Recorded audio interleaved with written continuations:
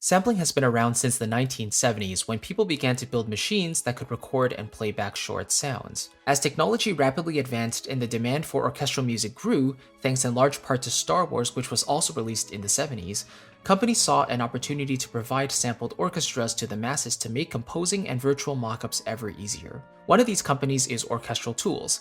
Founded in 2005 by Hendrik Schwarzer, he set out on a mission to record samples that would provide as clear of a representation of the orchestra as possible, and has since grown the company into one of the leading forces of symphonic sampling.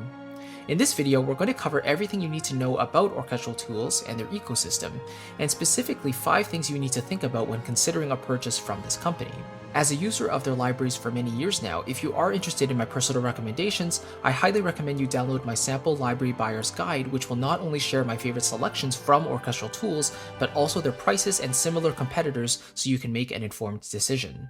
You can find it in the first link of the description below, and it's 100% free as my gift to you. So without any further ado, let's jump on in.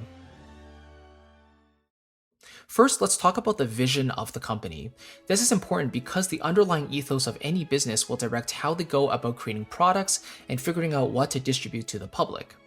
Since the very beginning, Orchestral Tools has set out to capture the more detailed sound of the orchestra and produce samples that truly represent a symphonic orchestra with the quote, same production standards as you would in a real scoring session taking place in a large scoring stage with the right acoustic properties. This really comes to life through the Berlin series, which is their version of the complete orchestra featuring individually sampled instruments, enabling you to create full orchestral mockups without being limited for choice. These libraries are extremely comprehensive and really provide you with all the tools and articulations you can need, while also creating expansion packs that deliver alternative instruments and articulations that may not fit in the core collections. Orchestral Tools also has a knack for producing more niche, quirky, and fun libraries with a theme, which really comes to the forefront in their Metropolis Ark series. Rather than simply recording the orchestra, they drew from Fritz Lang's 1927 movie Metropolis, using that as a basis for multiple volumes of orchestral packages, each designed with a specific scoring purpose in mind.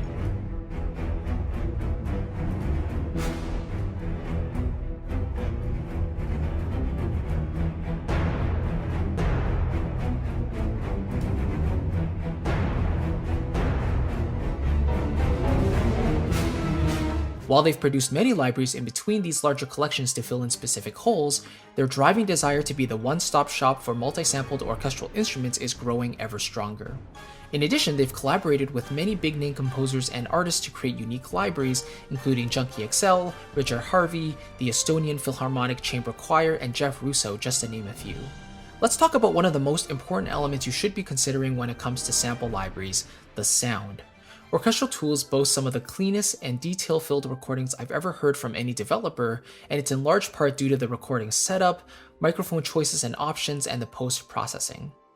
According to their website, they record at 96 kHz without any downsampling in post-production and editing. In addition, they very rarely denoise their samples and only convert them to 48 kHz at the very end to save on resources. This allows the clarity of the samples to be maintained, and as a result, you'll never find an Orchestral Tools collection that sounds muddy, undefined, or blurry by default.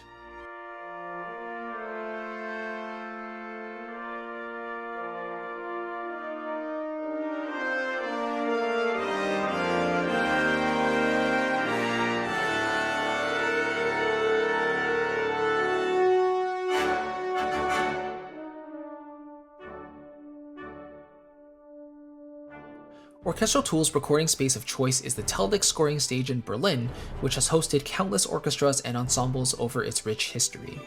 It's equally comfortable hosting classical recordings, sampling sessions, film scores, and immersive production, and so it was a very natural choice for Orchestral Tools, who are also based in Germany.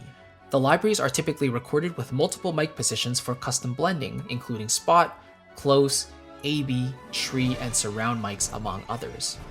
I've personally found a subtle blend of the close and tree mics for libraries recorded at Teldec to be the sweet spot for a well-defined sound with a natural reverb tail provided by the room.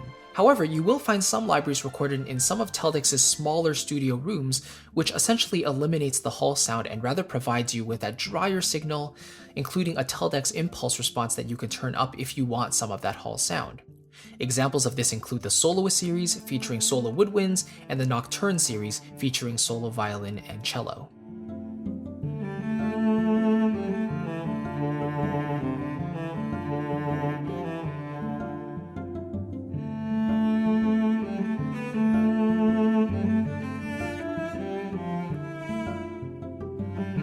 This takes us to another seriously important factor when considering your purchase, the price.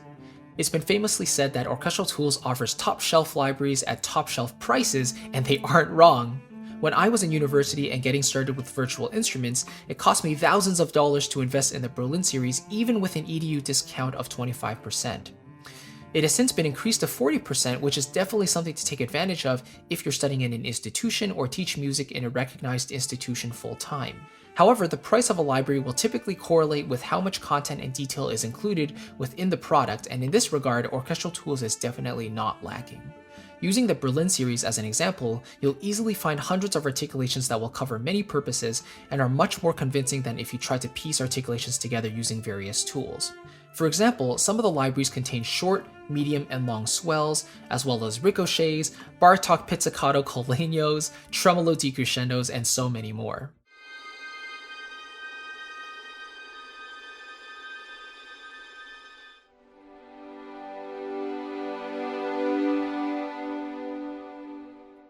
The core libraries also contain legatos with multiple speeds, adapting to your performance in real time. These features are all meant to give you ultimate flexibility in your music making, but alas, they do come with a price tag to match. However, Orchestral Tools has recently launched their proprietary sample player called Sine, and along with that, you are now able to purchase instruments individually a la carte. So if there's only one instrument you want from a library, including all its articulations and mic positions, you can do so at a much cheaper price compared to purchasing the entire library outright.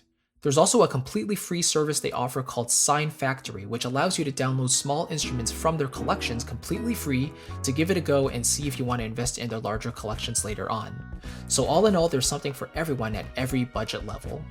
This brings us to the next factor, which is workflow. How easy is it to use the instruments, and how taxing is it on your computer system? Orchestral Tools started out using Kontakt for their libraries, which was and still is the industry standard for many orchestral instruments today. When they released the Berlin series, it featured something called Capsule, which stands for Control and Performance Symphonic Utility Engine. Essentially, this powerful software allows you to apply true legato intervals to any long articulation, morph between articulations within a single patch, and create polyphonic key switches so you can stack articulations without the need to create complicated maps and rules. For me, as a simpler user, I only ever used the single articulation patches, which not only made it easier for me to look at and work with, but also saved on CPU resources. All the same, I did find that my older computer struggled at times with loading multiple capsule patches and would crash logic in several instances. When they moved over to Sine, the first few iterations of the software introduced regular crashes and shutdowns for logic, while the other DAWs seemed to be more stable with Sine. Through numerous updates and new libraries, Sine has slowly become more and more stable for me throughout the years, and it'll definitely be interesting to see how Sine makes its mark in the orchestral world as more people continue to adopt its workflow. Orchestral Tools are always open to receiving feedback on Sine to make it the best player it can be, and that is always respectable. Finally, let's talk about outreach and marketing. Similar to other developers, Orchestral Tools started its YouTube channel mainly to host sample library trailers and walkthroughs when they released. However, over time they began putting more of a focus into educational resources for composers, including orchestration tutorials, composer interviews, live writing sessions, and the occasional competition. It's always interesting to see how companies and developers involve the public to build brand awareness and rapport, and I would imagine that OT will continue to find new ways to engage with the community and make their products ever more accessible for composers. Their trailers and walkthroughs are generally very well prepared, specifically the ones done by Sasha Noor, a supremely talented fellow who not only writes the music for many of the trailers, but also creates the CGI and visual effects. The marketing team generally does a great job in building hype and awareness of new products without giving too much away, and really whets the appetite of many composers looking to add something new to their arsenal. All in all, Orchestral Tools is a massive player in the symphonic sampling market, and their libraries are used widely across many professional studios around the world and in big budget projects. Starting from their humble orchestral string runs, which I still use to this day, they have truly built a catalog that expands past the regular symphony orchestra and provides composers with nearly every color they could want.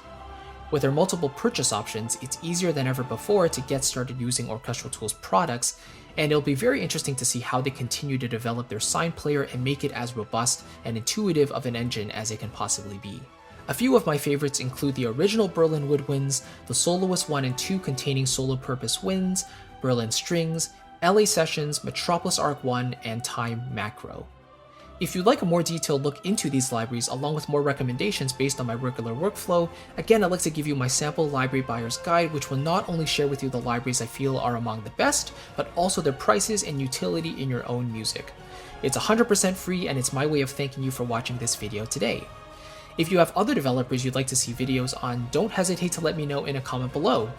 Your involvement is truly what makes this channel the resource that it is, so let's work together to continue bringing you the very best in virtual orchestration tips, composition and MIDI mockup tutorials, and sample library reviews. Thank you so very much for watching, and have a lovely rest of your day. Take care.